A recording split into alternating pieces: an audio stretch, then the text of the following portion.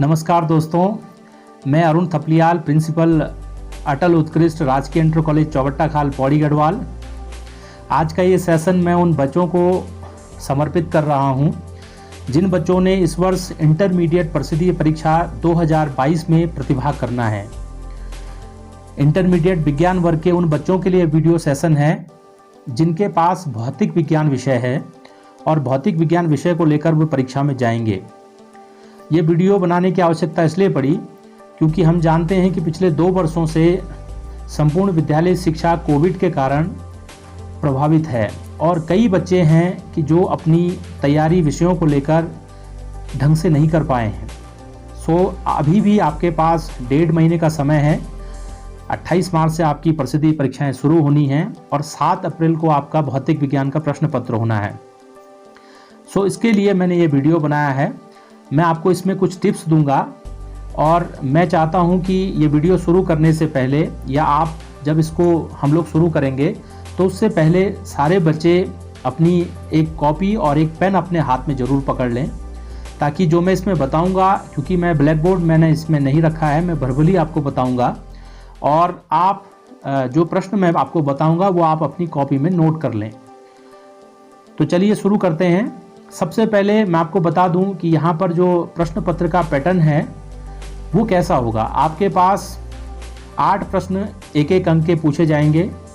उसके बाद आपके पास 10 प्रश्न 2-2 अंक के पूछे जाएंगे और उसके बाद 9 प्रश्न आपके पास 3-3 अंक के पूछे जाएंगे, जबकि 3 प्रश्न आपके पास 5-5 अंक के पूछे जाएंगे। तो कुल मिला के प्रश्न पत्र आपका 70 नंबर का ये प्रश्न पत्र होगा और थ्योरी का ये प्रश्न पत्र होगा और 30 नंबर का आपका प्रैक्टिकल होता है। तो मैं आपको ये बता दूं कि ये वीडियो आपको अंत तक देखना है और यदि आप इस वीडियो को अंत तक देखते हैं और उन प्रश्नों को नोट करके उनका अभ्यास करते हैं तो मैं आपको ये विश्वास दिलाता हूं कि आपके 75% से ऊपर मार्क्स लिखित परीक्षा में आसानी से आ जाएंगे। तो चलिए शुरू करते हैं। मैं यूनिट वाइज इसमें प्रश्नों को डिस्कस करूंगा। सबसे पहले मैं आपको ये बता दूं कि जो फिजिक्स का कोर्स है, यानी भौतिक विज्ञान का जो कक्षा 12 का सिलेबस है, वो 2 वॉल्यूम्स में बांटा गया है। तो वॉल्यूम फर्स्ट जो है उसमें आपके पास 5 यूनिट्स हैं और फिर वॉल्यूम 2 में भी कुछ यूनिट्स हैं। मैं पहले 5 यूनिट्स के बारे में ही बात करूंगा। उनसे क्या क्या प्रश्न आपके पास आ सकते हैं उन प्रश्नों के बारे में मैं डिस्कस करूंगा, क्योंकि अगर मैं दोनों वॉल्यूम्स को लेता हूं तो ये वीडियो बहुत लंबा बन जाएगा। तो आज वॉल्यूम फर्स्ट के बारे में बात करेंगे, फिर अगले वीडियो में हम वॉल्यूम सेकंड के बारे में बात करेंगे। तो चलिए शुरू करते हैं। पहले मैं केवल यूनिट वाइज आपको बताऊंगा कि पहली यूनिट से कौन कौन से प्रश्न लघु उत्तरीय में पूछे जाएंगे और कौन कौन से प्रश्न विस्तृत उत्तरीय प्रश्नों में पूछे जाने की आशंका है। तो चलिए शुरू करते हैं। पहली जो यूनिट है आपके पास वो इलेक्ट्रोस्टैटिक है, यानी स्थिर वैद्युतिकी है और स्थिर वैद्युतिकी के अंदर आपके पास 2 पार्ट आते हैं। एक है विद्युत आवेश एवं विद्युत क्षेत्र और दूसरा आता है विद्युत विभव एवं धारिता। तो विद्युत आवेश एवं विद्युत क्षेत्र से पहले बात करते हैं। सबसे पहला प्रश्न जो लघु उत्तरीय और अति लघु उत्तरीय प्रश्नों में आपसे पूछा जाएगा वो है विद्युत आवेश क्या है, इसके गुण लिखिए। तो आपने विद्युत आवेश क्या है, इसके गुण लिखिए। बहुत महत्वपूर्ण प्रश्न है, पिछले कई वर्षों में ये प्रश्न पूछ लिया गया है। आपको विद्युत आवेश के 3 गुण हैं: आवेशों की योज्यता, आवेशों का क्वांटीकरण और आपका आवेशों की योज्यता, आवेशों का क्वांटीकरण और आवेशों का संरक्षण। तो ये 3 गुण आपको याद रखने हैं। ये 3 गुणों के आपने अभ्यास कर लेना है। ये प्रश्न आपसे पूछा जाने वाला। अगर ये प्रश्न नहीं पूछा जाता है तो इसी प्रश्न का दूसरे रूप में आपको पूछा जा सकता है प्रश्न पत्र में, कि आपको आंकिक प्रश्न पूछा जा सकता है। आवेशों का जो क्वांटीकरण गुण है उसमें एक फॉर्मूला इंट्रोड्यूस होता है, Q = N × E, यानी number of electrons into charge on electron. आपको कुल आवेश ज्ञात करना होता है। तो आपको यदि वो आवेशों के गुण नहीं पूछेगा तो यहाँ से इस सूत्र से Q = N × E से वो आपको एक आंकिक प्रश्न पूछेगा। तो आप इसको तैयार कर लें, अच्छे से तैयार कर लें। आइए दूसरे क्वेश्चन पर बढ़ते हैं। अब मुझे आशा है ये क्वेश्चन आपने नोट कर लिया होगा। दूसरे क्वेश्चन पर बढ़ते हैं। दूसरा क्वेश्चन है कूलाम का नियम। आपसे पूछेगा कि कूलाम के नियम को परिभाषित कीजिए तथा निर्वात की विद्युतशीलता की बीमा लिखिए। बहुत महत्वपूर्ण है। कूलाम के नियम को परिभाषित कीजिए। F = 1/4πε0 Q1 Q0/r² या Q1 Q2/r²। आप कुछ भी लिख सकते हैं।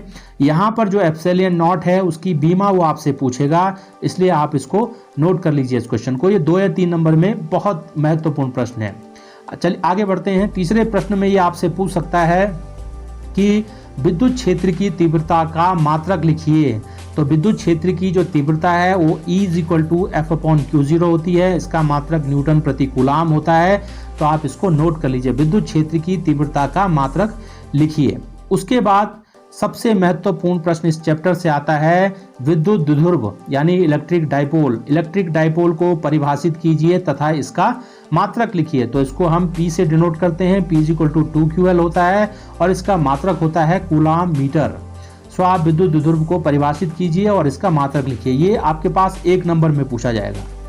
उसके बाद इसी प्रत्यय से संबंधित जो दूसरा प्रश्न जो 2 और 2 नंबर में पूछा जाएगा आपसे, वो ये पूछा जाएगा कि यदि किसी द्विध्रुव को विद्युत क्षेत्र में रखा जाए तो उस पर बलयुग्म आघूर्ण की गणना कीजिए या बलयुग्म आघूर्ण के लिए व्यंजक प्राप्त कीजिए। तो मैं बता दूं, किसी द्विध्रुव को यदि विद्युत क्षेत्र में रखा जाए तो द्विध्रुव के लिए बलयुग्म आघूर्ण का व्यंजक प्राप्त कीजिए। बलयुग्म आघूर्ण का व्यंजक होता है टॉर्क = PE sin θ।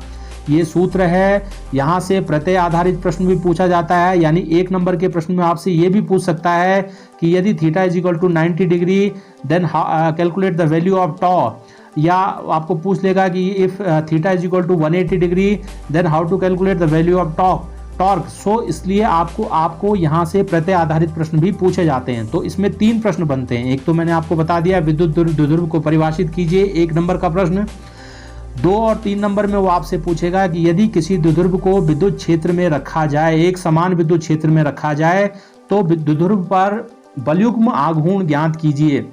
इसको आप जो है तैयार कर लें, बहुत अच्छे से तैयार कर लें, आपका ये तैयार हो जाएगा। फिर उसके बाद आता है आपके पास लघुत्तरीय प्रश्न में गाउस का नियम। वो आपसे पूछेगा कि गाउस के नियम को परिभाषित कीजिए इसे सिद्ध कीजिए। इसको नोट कर लीजिए, गाउस के नियम को परिभाषित कीजिए एवं इसे सिद्ध कीजिए। ये प्रश्न आपसे पूछा जा सकता है। और चौथा लघुत्तरीय प्रश्न इस चैप्टर से आएगा, विद्युत फ्लक्स से आप क्या समझते हैं? What is electric flux? विद्युत फ्लक्स क्या है? इसको हम φE से डिनोट करते हैं। φE = होता है E.dA या EdA cos θ। सो आप इसको भी लघुत्तरीय प्रश्न में ले सकते हैं कि विद्युत फ्लक्स से आप क्या समझते हैं, इसे परिभाषित कीजिए। अब इसी यूनिट की, इसी चैप्टर की दीर्घ उत्तरीय प्रश्नों पर बात कर लेते हैं। यहाँ से एक दीर्घ उत्तरीय प्रश्न जरूर आएगा और वो प्रश्न होगा, यदि किसी द्विध्रुव को अक्षीय स्थिति में रखा जाए अथवा उसकी निरक्षीय स्थिति में रखा जाए तो द्विध्रुव के कारण विद्युत क्षेत्र के भीतर किसी बिंदु पर विद्युत क्षेत्र की तीव्रता ज्ञात कीजिए। अक्षीय स्थिति के कारण और निरक्षीय स्थिति के कारण विद्युत द्विध्रुव को दोनों स्थितियों में रखा जा सकता है और विद्युत क्षेत्र के भीतर किसी बिंदु पर आपको इलेक्ट्रिक फील्ड कैलकुलेट करने के लिए बोला जा सकता है। तो ये बहुत आसान डेरिवेशन है दोस्तों, इसको आप लोग तैयार कर लें। एक दीर्घ उत्तरीय प्रश्न ये आ सकता है या फिर वो एक दीर्घ उत्तरीय प्रश्न आपको ये पूछ सकता है कि गाउस के नियम को परिभाषित कीजिए तथा गाउस के नियम के किसी एक अनुप्रयोग के लिए के माध्यम से विद्युत क्षेत्र की तीव्रता के लिए व्यंजक प्राप्त कीजिए। तो आपके पास गाउस के नियम के 2 अनुप्रयोग हैं। एक है अनंत लंबाई की आवेशित क्षण से से r दूरी पर स्थित किसी बिंदु पर गाउस के नियम की सहायता से विद्युत क्षेत्र की तीव्रता ज्ञात करना, या अनंत आवेशित समतल चादर से r दूरी पर स्थित किसी बिंदु पर विद्युत क्षेत्र की तीव्रता ज्ञात करना गाउस के नियम की सहायता से। तो यहाँ से एक दीर्घ उत्तरीय प्रश्न आएगा।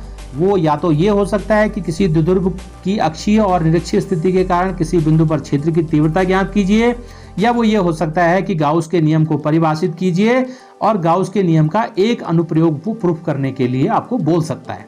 सो आपके यहाँ से अति लघुत्तरीय प्रश्न मैंने आपको बता दिए इस चैप्टर से, लघुत्तरीय प्रश्न मैंने आपको बता दिए हैं और विस्तृत उत्तरीय जो संभावना जिनकी है जिन प्रश्नों के आने की, वो मैंने आपको बता दी है। अब हम इसी यूनिट के दूसरे पोर्शन पे चलते हैं, विद्युत विभव एवं धारिता। तो विद्युत विभव एवं धारिता वाले चैप्टर से कोई भी विस्तृत उत्तरीय प्रश्न आपके पास नहीं आएगा। यहाँ से केवल लघु उत्तरीय प्रश्न आपको तैयार करने हैं और वो लघु उत्तरीय प्रश्न मैं आपको बता रहा हूँ। पहला प्रश्न है कि विद्युत धारिता को परिभाषित कीजिए तथा इसका मात्रक लिखिए। यानी आपको विद्युत धारिता को परिभाषित करना है, धारिता का मात्रक आपको लिखना है C = Q/V, या इसका मात्रक होता है फैराड। तो आपको ये प्रश्न पूछा जा सकता है 1 नंबर में। दूसरा प्रश्न जो यहाँ से आएगा वो है कि यदि संधारित्र की प्लेटों के मध्य परावैद्युतांक पदार्थ को रख दिया जाए तो संधारित्र की धारिता पर क्या प्रभाव पड़ेगा।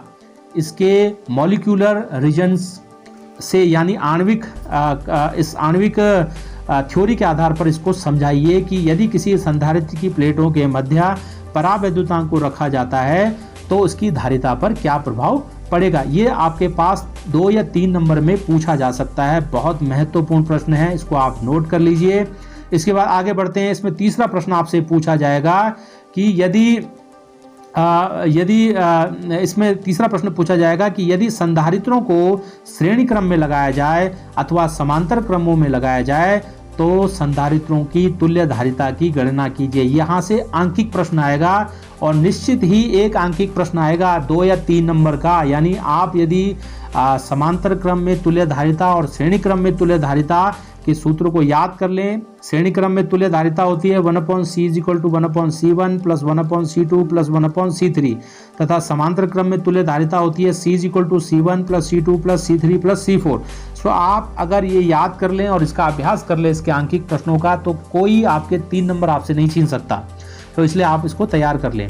इसके बाद यहाँ से जो दूसरा लघु उत्तरीय प्रश्न आएगा वो आएगा आपके पास करंट और इलेक्ट्रिसिटी। इसके बाद हम दूसरी यूनिट पे चले जाते हैं। करंट और इलेक्ट्रिसिटी दूसरी यूनिट है और वहां से आपके पास क्या है, यहाँ से भी आपके पास कोई भी दीर्घ उत्तरीय प्रश्न नहीं पूछा जाएगा। यहाँ से भी आपके पास अति लघु उत्तरीय और लघु उत्तरीय प्रश्न आएंगे और यहाँ से आंकिक प्रश्नों के आने की संभावना ज्यादा है। यहाँ से 1 या 2 आंकिक प्रश्न आपसे पूछ सकता है। करंट इलेक्ट्रिसिटी में सबसे पहले तो आपको करंट को परिभाषित करने के लिए वो बोल सकता है कि विद्युत धारा से आप क्या समझते हैं, इसका मात्रक लिखिए। तो विद्युत धारा के बारे में आप कक्षा 10 से पढ़ रहे हैं। विद्युत धारा I = Q/T यानी प्रति सेकंड किसी चालक तार के भीतर बहने वाले आवेशों की संख्या को हम इलेक्ट्रिक करंट कहते हैं। और इलेक्ट्रिक करंट को परिभाषित इसका मात्रक जो है, इसका मात्रक होता है एम्पियर। सो आपको पूछा जा सकता है। उसके बाद आपसे जो महत्वपूर्ण प्रश्न है 2 और 3 नंबर में वो ये पूछा जाएगा कि विद्युत धारा एवं अनुगमन वेग में संबंध स्थापित कीजिए। बहुत महत्वपूर्ण प्रश्न है, पिछले कई वर्षों में पूछा जा चुका है। 3 लाइन का इसका आंसर होता है और संबंध है I = NEAVD। विद्युत धारा तथा अनुगमन वेग में संबंध स्थापित कीजिए। Drift velocity and how to make the relation between electric current and drift velocity तो ऑफ इलेक्ट्रिक चार्जेस। तो ये क्वेश्चन आपके पास बहुत बार आ चुका है पहले भी और आप इस समय फिर से पूछा जा सकता है। नेक्स्ट इसमें जो क्वेश्चन आपसे पूछा जाएगा लघु उत्तरीय प्रश्नों में वो है ओम का नियम। ओम के नियम को परिभाषित कीजिए तथा VI कैरेक्टरिस्टिक्स खींचिए। यानी V और I यानी वोल्टेज और करंट के बीच में ग्राफ खींचिए। ये प्रश्न आपसे पूछा जा सकता है। चलिए आगे बढ़ते हैं।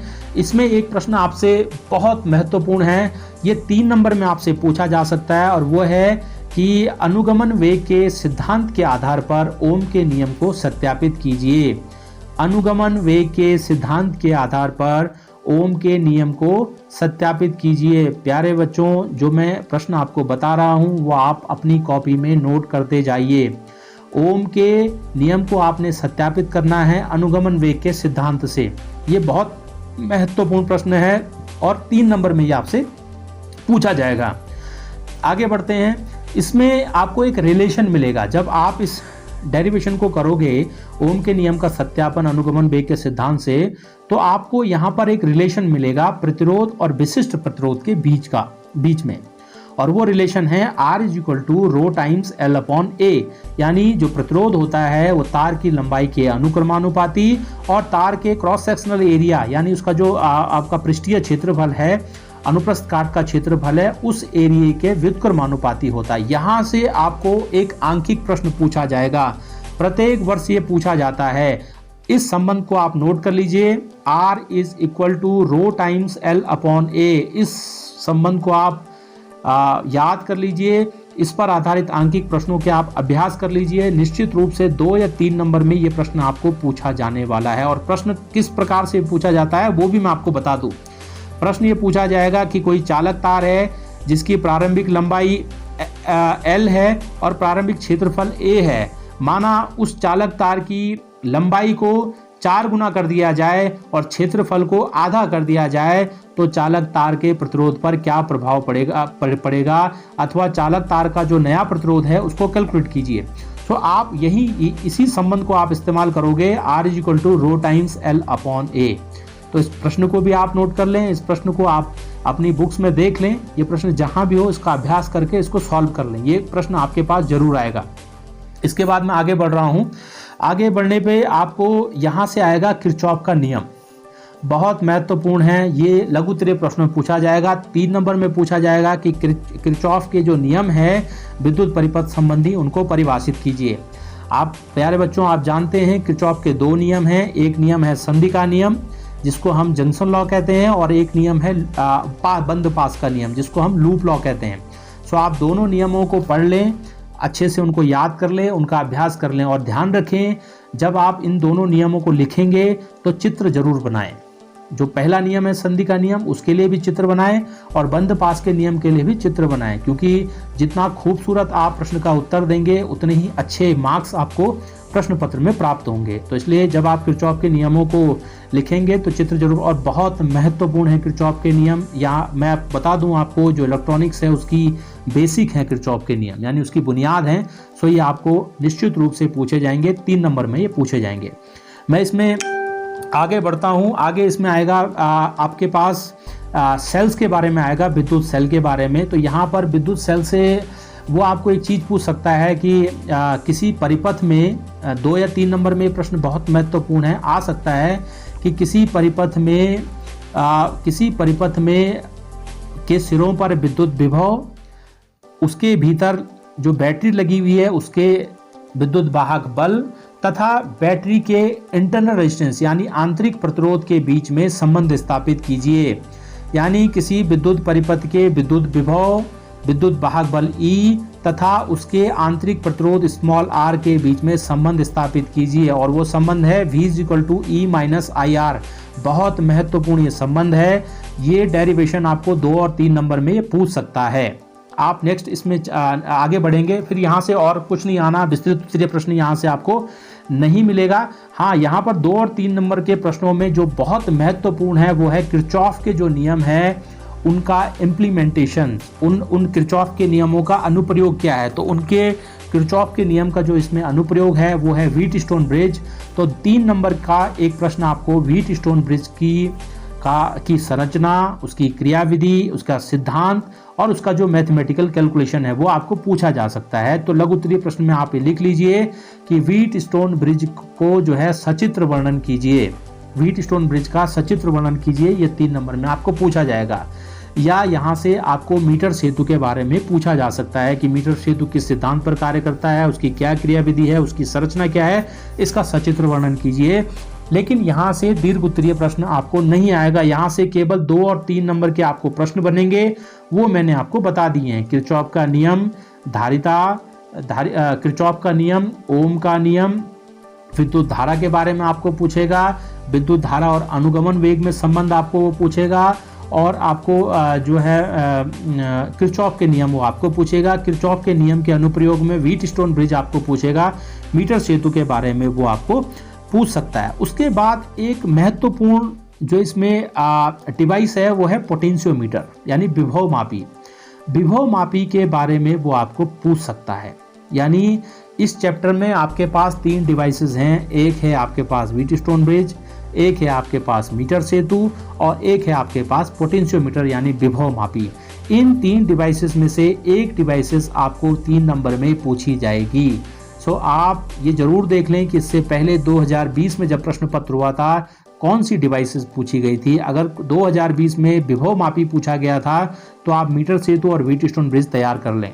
अगर 2020 में व्हीट स्टोन ब्रिज और मीटर सेतु पूछा गया था तो आप विभव मापी तैयार कर लें। हालांकि आपको तीनों तैयार करने हैं, लेकिन ये भी जरूर देख लेना कि प्रीवियस ईयर्स में कौन सा प्रश्न आपको पूछा गया। तो हो सकता है कि इस साल वो प्रश्न स्किप कर जाए, रिपीट ना हो, तो आप इस तरह से इसको तैयार कर लें। तो ये यूनिट जो आपकी फर्स्ट और सेकंड यूनिट है ये आपकी खत्म हो गई है। इससे संबंधित जो अति लघु उत्तरीय प्रश्न है और लघु उत्तरीय प्रश्न है और जो विस्तृत उत्तरीय प्रश्न है वो मैंने आपको बता दिया है। इसके बाद आती है तीसरी unit, magnetic effect of current and magnetism, यानी आप जिसमें आप पढ़ते हो कि गतिमान आवेश और चुंबकत्व, गतिमान आवेश और चुंबकत्व का ये पार्ट है। यहाँ से जो है आपके पास कौन से प्रश्न आ सकते हैं, तो यहाँ से केवल आपके पास अगर विस्तृत उत्तरीय प्रश्न आएगा तो वो केवल आएगा बायो सेवर्ट का नियम और उसके अनुप्रयोग। उसके 2 अनुप्रयोग आपके पास हैं। विस्तृत उत्तरीय प्रश्न में आप लिख लीजिए बायो सेवर्ट का नियम और उसके 2 अनुप्रयोग में से एक अनुप्रयोग आपको पूछेगा।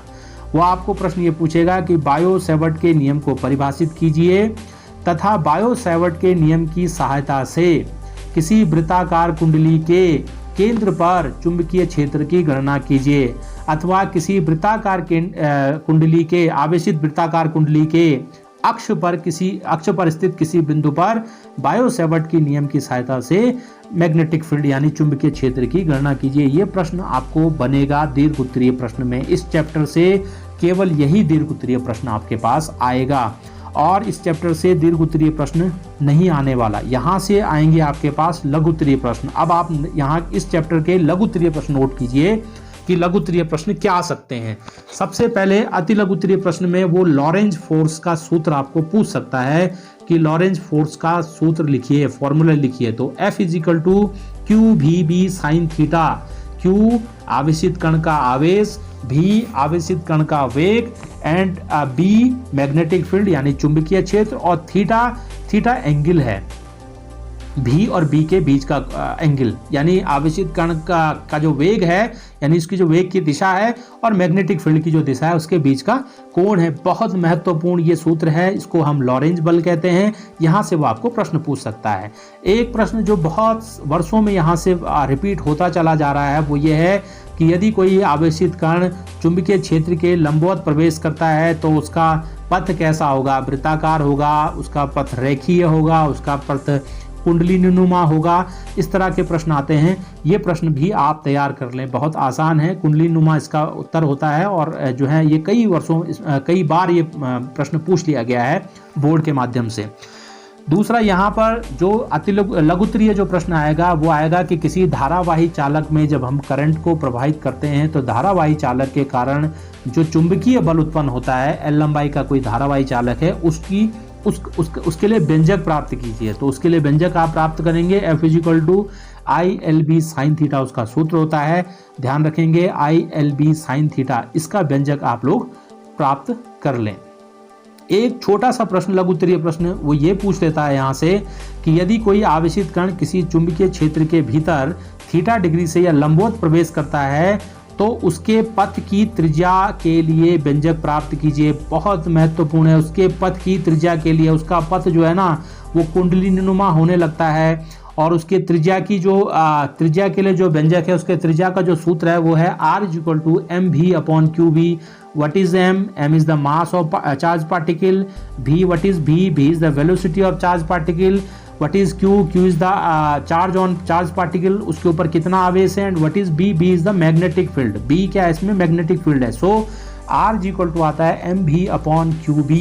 बहुत महत्वपूर्ण डेरिवेशन है, 3 लाइन का डेरिवेशन है और यहाँ से आपको रेडियस मिल जाती है उस वृत्ताकार पथ की, या जो भी पथ वो आवेशित जो कण है वो धारण करता है उसकी रेडियस आपको यहाँ से मिल जाती है। इसमें हम आगे बढ़ते हैं।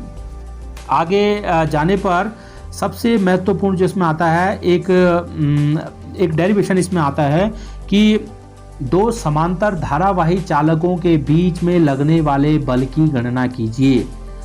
2 समांतर धारावाही चालकों के बीच लगने वाले बल की गणना कीजिए। बहुत महत्वपूर्ण ये प्रश्न है, 3 नंबर में ये प्रश्न पूछा जाता है।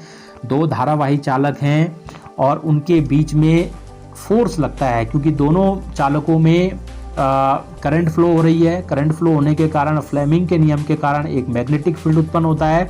वो मैग्नेटिक फील्ड एक मैग्नेटिक फोर्स दूसरे चालक पर लगाता है और दूसरा चालक पहले चालक पर मैग्नेटिक फोर्स लगाता है। अब डिपेंड करता है कि धारा की दिशा किस तरफ है। अगर धारा की दोनों की धारा की दिशा ऊपर की तरफ है तो फिर जो फोर्स होते हैं वो एक दूसरे के ठीक सामने लगते हैं।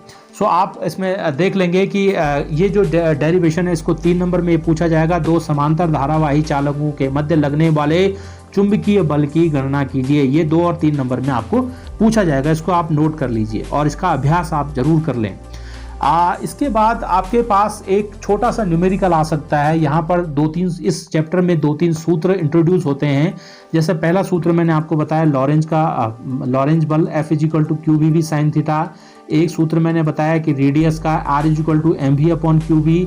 एक सूत्र इसमें आता है कि L लंबाई का कोई धारावाही चालक है, उसके कारण मैग्नेटिक जो फोर्स उत्पन्न होता है वो है F = ILV sin थीटा।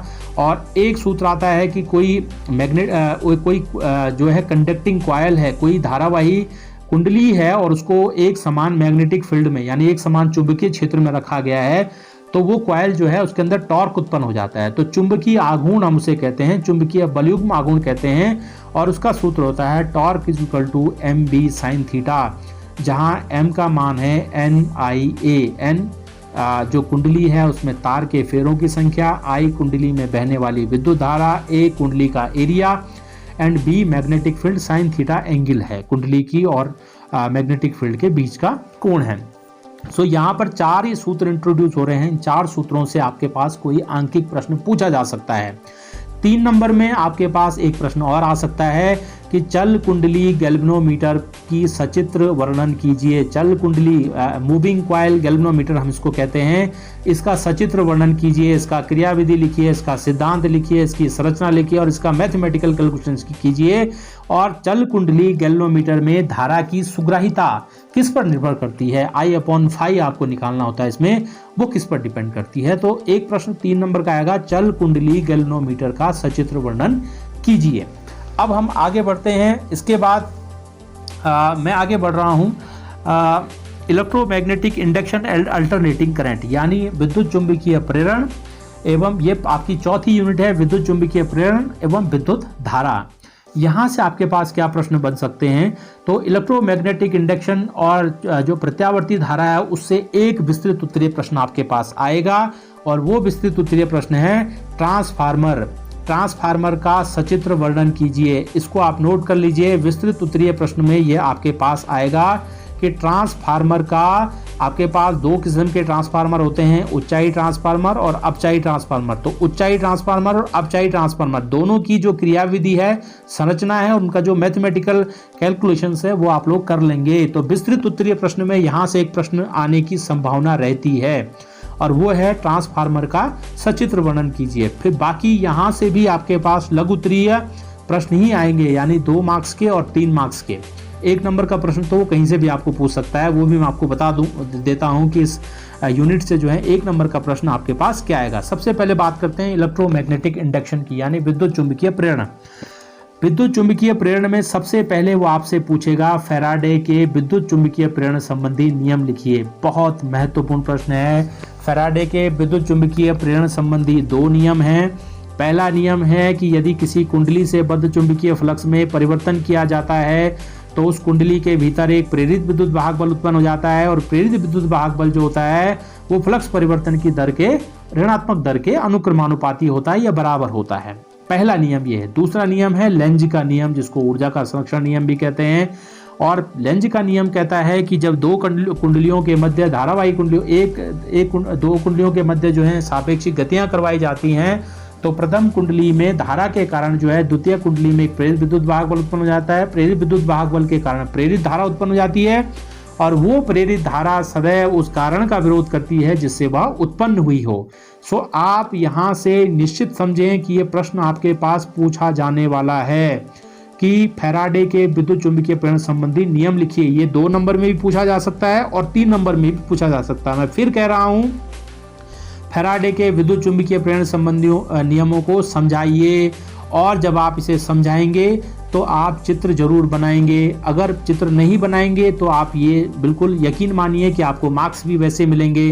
तो जब आप किसी प्रश्न का उत्तर देंगे तो बहुत अच्छे से उसका उत्तर दें। जहाँ चित्र की आवश्यकता वहाँ चित्र बनाइए, चित्र से समझाइए, ताकि जो आपकी कॉपी चेक करने वाले गुरुजी हैं वो भी आपको अच्छे से मार्क्स दें। नेक्स्ट इसमें आ जाएं, नेक्स्ट इसमें आते हैं कि विद्युत चुंबकीय प्रेरण में नेक्स्ट आएगा आपके पास ईडी करंट्स यहाँ पर आती हैं, यानी भंवर धाराएं। ये 1 या 2 नंबर में ही यह प्रश्न पूछा जाता है कि भंवर धाराएं किसे कहते हैं और भंवर धाराओं को कम करने के क्या उपाय हैं। तो बच्चों, होता क्या है कि जब किसी कुंडली से बद्ध फ्लक्स में हम लोग परिवर्तन करते हैं, यानी चेंज ऑफ फ्लक्स करते हैं विद टाइम, जब फ्लक्स में परिवर्तन करते हैं तो उस डिवाइस के अंदर जो है एडी करंट्स उत्पन्न हो जाती हैं, धारा उत्पन्न हो जाती है। और धारा जो उत्पन्न होती है, क्योंकि वो पानी में उत्पन्न होने वाले भंवर की तरह होती हैं, इसलिए हम उसको भंवर धाराएं कहते हैं। और इनको कम करने का एक ही तरीका है कि आप डिवाइस का प्रतिरोध बढ़ा दीजिए। अगर आप डिवाइस का प्रतिरोध बढ़ा देते हैं तो ईडी करंट्स अपने आप कम हो जाती हैं। तो ईडी करंट्स का कंसेप्ट आपसे पूछा जा सकता है। और उसके बाद इसमें सबसे महत्वपूर्ण है सेल्फ एंड म्यूचुअल इंडक्शन, यानी स्वप्रेरण एवं अन्योन्य प्रेरण गुणांक। तो आप स्वप्रेरण गुणांक किसे कहते हैं, अन्योन्य प्रेरण गुणांक किसे कहते हैं, इसको आप याद कर लीजिए, इसकी परिभाषा याद कर लीजिए। प्रेरकत्व का जो मात्रक है हेनरी, उसको आप याद कर लीजिए। मैं आपको बता दूं, स्वप्रेरण गुणांक जो है उसको हम L से इंडिकेट करते हैं और अन्योन्य प्रेरण गुणांक को हम M से इंडिकेट करते हैं। तो स्वप्रेरण गुणांक और अन्योन्य प्रेरण गुणांक का मात्रक आप याद कर लीजिए, उसकी परिभाषा याद कर लीजिए और उसके कंसेप्ट को आप याद कर लिए। तो बार बार आप अभ्यास करेंगे, बहुत आसान कंसेप्ट है, आपने पढ़ा होगा। और जो है, यदि आपको ये लगता है कि किसी कंसेप्ट को मुझे समझाने की आवश्यकता है आपको ब्लैक बोर्ड पर, तो आप कमेंट बॉक्स में लिखिए, मैं उस कंसेप्ट को आपको ब्लैक बोर्ड के माध्यम से एक दूसरा वीडियो बनाकर आपको वो समझा दूंगा। तो फिलहाल मैं आपको केवल प्रश्न बता रहा हूं कि जिन प्रश्नों के आने की संभावना आपकी परीक्षा में है, आप उनको नोट कर लीजिए और उनका बार बार आप अभ्यास करेंगे। इस वीडियो को आप पूरा देखेंगे और पूरा देखने के बाद अगर आप इसको देख लेते हैं, इसमें बताए गए प्रश्नों को आप नोट कर लेते हैं, उनको बराबर और बार बार उसका अभ्यास करते हैं, तो मैं आपको बता रहा हूं, फिर से विश्वास दिलाता हूं कि 75 से 80% मार्क्स थ्योरी में आपके कहीं नहीं जा रहे, आप अचीव कर लेंगे। इसमें आगे बढ़ते हैं। अल्टरनेटिंग करंट्स में सबसे पहला प्रश्न जो वो आपको लघु उत्तरीय प्रश्नों में पूछेगा, वो पूछेगा कि किसी प्रत्यावर्ती धारा के वर्ग माध्य मूल मान के लिए व्यंजक प्राप्त कीजिए, यानी IRMS value of alternating current. और IRMS value of alternating current होती है I0 अपॉन √2, I0 अपॉन √2। एक प्रश्न ये बनेगा, यानी प्रत्यावर्ती धारा का वर्ग माध्य मूल मान रूट मीन स्क्वायर वैल्यू आपको ज्ञात करनी है। ये 2 नंबर में आपको पूछ सकता है। फिर उसके बाद 2 नंबर में आपको ये पूछ सकता है कि किसी प्रत्यावर्ती विद्युत परिपथ में औसत शक्ति क्षय ज्ञात कीजिए, यानी कितनी पावर लॉस हो रही है वो आप ज्ञात कीजिए। तो P = V × I से ये भी आपको निकल जाएगा, P = VRMS × IRMS × cos phi। ये इसका आंसर आता है। P = VRMS माने प्रत्यावर्ती धारा विभव का वर्ग माध्य मूल मान, IRMS माने प्रत्यावर्ती धारा का वर्ग माध्य मूल मान, और cos phi माने कालांतर, उसके बीच का जो कोण है, V और I के बीच का जो कोण है, यानी कला है, वो उसका कोसाइन, ये आपको निकालना होता है। इसमें आगे बढ़ते हैं। इसमें सबसे महत्वपूर्ण पूछा जाता है कि यदि किसी प्रत्यावर्ती धारा परिपथ में L, C और R यानी प्रेरकत्व, यानी संधारित्र यानी धारिता, संधारित्र की धारिता, और R माने प्रतिरोध, सामान्य प्रतिरोध, यदि श्रेणी क्रम में लगे हों तो उस परिपथ की कुल प्रतिबाधा कितनी होती है। तो वो प्रतिबाधा Z से हम निरूपित करते हैं। आप इसको फिर से लिख लीजिए इस क्वेश्चन को। यदि किसी प्रत्यावर्ती धारा परिपथ में L, C, R यानी प्रेरकत्व, कैपेसिटर और रेजिस्टेंस, प्रेरकत्व, धारिता और आपका प्रतिरोध, ये तीनों श्रेणी क्रम में लगे हों तो परिपथ की कुल प्रतिबाधा कितनी होगी। तो कुल प्रतिबाधा को हम Z से निरूपित करते हैं और वो होती है Z = √R² plus XL minus XC का होल स्क्वायर। ये सूत्र आपको किताब में दिखाई देगा, इसका आप अभ्यास कर लें। ये प्रश्न निश्चित रूप से आपके पास पूछा जाएगा 2 या 3 नंबर में। उसके बाद फिर नेक्स्ट क्वेश्चन की तरफ मैं आगे बढ़ रहा हूं, क्योंकि वीडियो बहुत लंबा हो जाएगा, आप भी बोर हो जाओगे। आप केवल क्वेश्चन नोट कीजिए। उसके बाद आपकी कोई भी क्वेरीज होती हैं तो आप नीचे कमेंट में जाके कमेंट जरूर लिखें, मैं उन पर अभ्यास करूंगा और उन पर वीडियो बनाने का कोशिश करूंगा, और कोशिश करूंगा कि 1-2 दिन के भीतर ही वो वीडियो आप तक पहुंच जाए, ताकि आपको ज़्यादा समय वेट ना करना पड़े, क्योंकि आपके पास समय बहुत कम है। नेक्स्ट इसमें क्वेश्चन आता है कि अनुनाद की स्थिति प्रत्यावर्ती धारा परिपथ में, जिसमें कि L भी लगा हो, C भी लगा हो, R भी लगा हो, यानी प्रेरकत्व भी लगा हो, धारिता भी लगी हो और रेजिस्टेंस भी लगा हुआ है, ये तीनों चीजें जब लगी हो तो इसमें प्रत्यावर्ती धारा में अनुनाद की स्थिति क्या होती है। अनुनाद की स्थिति वो स्थिति है कि जब परिपथ का जो प्रतिरोध होता है वो न्यूनतम हो जाता है, प्रतिरोध न्यूनतम हो जाए। और प्रतिरोध न्यूनतम कब होगा? जब XL किसके बराबर हो जाएगा? XC के बराबर हो जाएगा, यानी प्रेरकत्व के कारण जो प्रतिरोध है वो धारितीय प्रतिरोध के बराबर हो जाए। जब भी XL बराबर XC के हो जाएगा तो V बराबर R हो जाएगा, और V बराबर जब R हो जाएगा तो प्रत्यावर्ती धारा परिपथ में बहने वाली जो अल्टरनेटिंग करंट होती है, यानी प्रत्यावर्ती धारा होती है, उसका मान एकाएक बहुत ज़्यादा बढ़ जाता है, और इस बढ़ी हुई धारा को ही इसी घटना को प्रत्यावर्ती धारा परिपथ के अंदर हम अनुनाद की स्थिति कहते हैं। तो ये प्रश्न आपसे बहुत इंपॉर्टेंट है, पूछा जाएगा, निश्चित रूप से पूछा जाएगा। तो आप इसको देख लें कि यदि किसी प्रत्यावर्ती धारा परिपथ में L, C और R श्रेणी क्रम में लगे हों तो अनुनाद की स्थिति की व्याख्या कीजिए, अनुनाद की स्थिति को बताइए कि अनुनाद की स्थिति क्या होती है, इसको आप जरूर देख लें। उसके बाद इसमें एक क्वेश्चन आपके पास आता है, उसके बाद जो आपके पास सबसे महत्वपूर्ण इसमें बनेगा वो यही बनेगा ट्रांसफार्मर का, कि आप ट्रांसफार्मर का सचित्र वर्णन कीजिए, उसका परिणमन अनुपात ज्ञात कीजिए, ट्रांसफार्मर की सुग्राह्यता क्या होती है, एक अच्छा ट्रांसफार्मर यानी ट्रांसफार्मर की जो दक्षता होती है वो क्या होती है। ये विस्तृत उत्तरीय प्रश्न मैंने आपको सबसे पहले बता दिया है कि यह प्रश्न आपसे विस्तृत उत्तरीय प्रश्नों में पूछा जाएगा। और फिर इसमें अंतिम जो यूनिट है वो है इलेक्ट्रोमैग्नेटिक वेव, यानी विद्युत चुंबकीय तरंगें। इसमें आपके पास दीर्घ उत्तरीय प्रश्न नहीं आता है, इसमें आपके पास लघु उत्तरीय प्रश्न आता है, और एक प्रश्न आपके पास 1 नंबर का आ सकता है। और वो जो 1 नंबर का प्रश्न आएगा वो वेवलेंथ को लेकर आएगा, कि माना एक्स किरण की वेवलेंथ आपको पूछ ले, या वो आपको ये पूछ ले कि दृश्य प्रकाश जो होता है, विजिबल लाइट जो होती है, उसकी वेवलेंथ कहाँ से कहाँ तक होती है, उसकी वेवलेंथ रेंज लिखिए। अदृश्य प्रकाश की वेवलेंथ रेंज लिखिए। पराबैंगनी प्रकाश की वेवलेंथ रेंज लिखिए। या आपको ये पूछा जा सकता है कि एक्स किरण और बीटा और गामा किरणों में जो है सबसे ज़्यादा विभेदन क्षमता किस किरण की होती है। इस प्रकार के प्रश्न इससे पूछे जाएंगे, यानी 1 नंबर का प्रश्न आपको इससे पूछा जाएगा। और उसके बाद 2 और 3 नंबर में इसमें प्रश्न जो आपसे पूछे जाएंगे वो यही पूछे जाएंगे कि 2 किरणों के बीच में उनके भौतिक गुणों के बारे में आप लिखें, यानी एक्स किरण के भौतिक गुण आपको पूछे जा सकते हैं, पराबैंगनी किरणों के भौतिक गुण आपको पूछे जा सकते हैं। और इसमें सबसे महत्वपूर्ण एक है, लेकिन वो शायद मुझे लगता है कि इस समय इन्होंने वो यहाँ से सिलेबस से हटा दिया है, क्योंकि जो सिलेबस इस समय 30% जो है कट करके ये पूछा गया है। लेकिन पहले हम लोग सब कुछ पढ़ाते थे बच्चों को, लेकिन 30% तो यहाँ से यही आना है। तो इलेक्ट्रोमैग्नेटिक वेव से आपके पास केवल आपने वेव्स की जो करेक्टरिस्टिक हैं वो पढ़ लेनी है। उसमें भी एक्स किरणें, दृश्य प्रकाश, पराबैंगनी किरणें और आपका पराबैंगनी किरणें और जो है अदृश्य प्रकाश, इनके करेक्टरिस्टिक आप लोग पढ़ लें और इनकी वेवलेंथ को आप याद कर लें। यहाँ से इतना ही सफिशिएंट है। तो प्यारे बच्चों, आपको ये वीडियो से क्लियर हो गया होगा कि कौन कौन से प्रश्न और कहाँ से दीर्घ उत्तरीय प्रश्न आपके पास आने हैं। फिर मैं एक समरी बता देता हूँ आपको। एक डिवाइस के बारे में आप जरूर पढ़ लेना। एक डिवाइस आपसे 5 नंबर में पूछी जा सकती है, और डिवाइस के नाम मैं आपको बता रहा हूँ।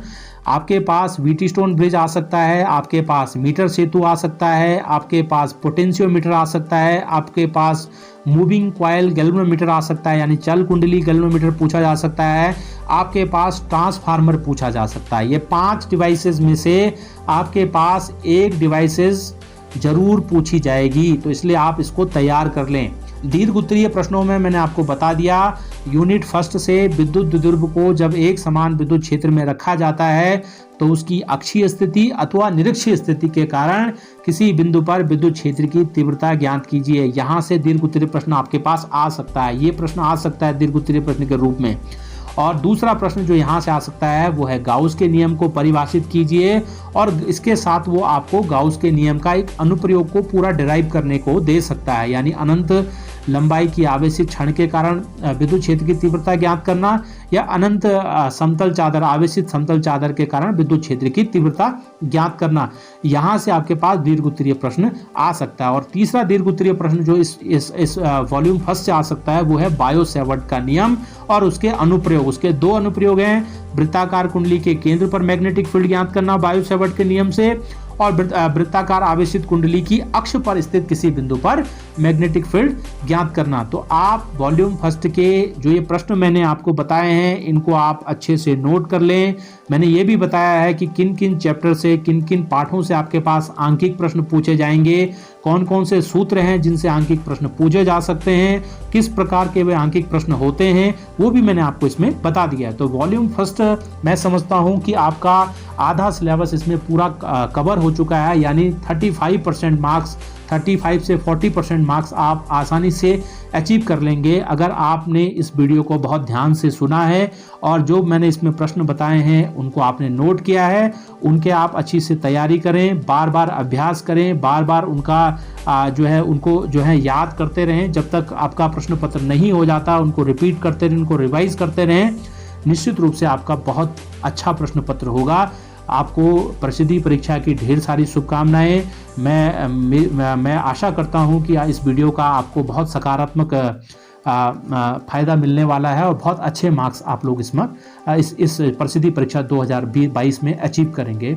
बहुत बहुत धन्यवाद। मैं पुनः आपसे निवेदन करता हूं कि अगर आपको कोई भी क्वेरी है तो आप कमेंट में ज़रूर लिखें, मैं कोशिश करूँगा उन्हें दूर करने की, उनके लिए नया वीडियो लाने की। और अगर आपको ये वीडियो पसंद आता है, आपको लगा कि इस वीडियो से हमें कोई फ़ायदा हुआ है, तो आप इस वीडियो को लाइक, शेयर अपने साथ के छात्रों के साथ, और सभी शिक्षक समुदाय से भी मेरा निवेदन है कि आप लोग अपने जो हमारे फिजिक्स के जो इस समय पार्टिसिपेट करने वाले बच्चे हैं बोर्ड एग्जाम्स में, उन तक इस वीडियो को ज़रूर पहुंचाएं। बहुत बहुत धन्यवाद। चैनल को सब्सक्राइब जरूर करें। प्रणाम।